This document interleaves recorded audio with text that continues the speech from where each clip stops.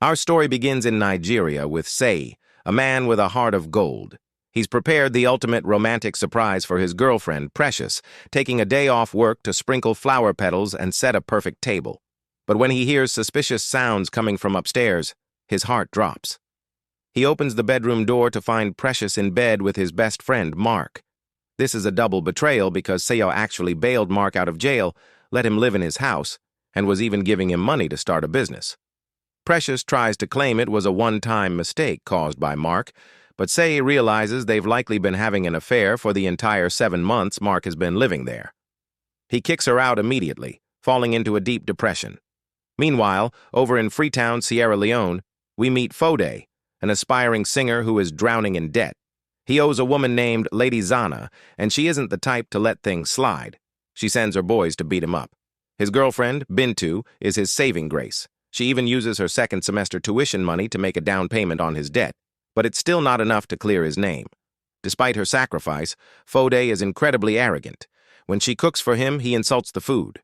When she mentions her school savings, he tells her she'd be dead without him and that she should be thanking him, because once he's a famous star, everyone will know her name.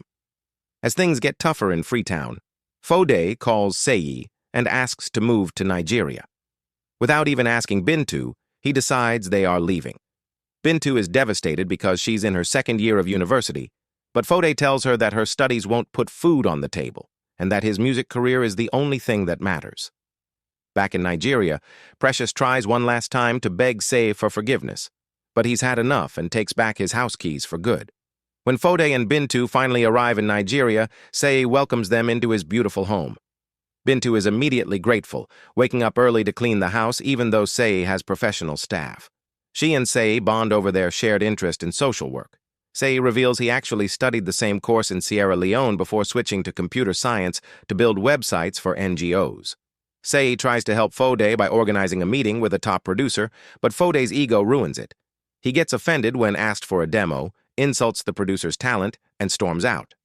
When they get home, Foday is cold to Bintu, but Seyi steps in to comfort her, telling her not to beat herself up over Foday's attitude. The tension only grows as Foday continues to act like a superstar without any actual work to show for it. He interrupts Seyi's work by singing loudly, and when Seyi tries to give him career advice about being humble, Foday snaps, claiming he doesn't need anyone's help. That night, things take a dark turn when Foday tries to force himself on Bintu. When she isn't in the mood, he ignores her no and forces her anyway. Desperate for a break, Foday falls for a massive scam. A woman online tells him her brother is a producer and asks for a down payment. Without checking any details or profiles, Foday sends her all their money. When he realizes the address he was given is just a random house, he's been completely scammed. When Bintu calls him out for being reckless with their future, he tries to physically attack her, but Seyi intervenes. Seyi begins to see Bintu's true value, encouraging her to start a business making bead bracelets. He even buys her the supplies when Foday refuses. Foday becomes incredibly jealous, telling Bintu that if she doesn't return the gifts, their relationship is over. But Bintu has finally found her strength. She refuses to return them, noting that Seyi is the only person who has ever seen her potential.